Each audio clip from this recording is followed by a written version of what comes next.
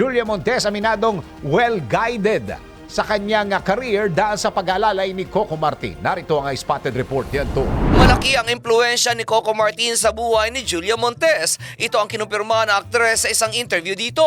Ayon kay Julia, todo ang suporta ng kanyang karelasyon sa kanyang ginagawa. Sinabi pa nito na ang sarap umano ng pakiramdam kapag nakahanap ka ng karelasyon na itinuturing mo ring best friend dahil mayroon kang kasama at may maiingahan at makakausap ka.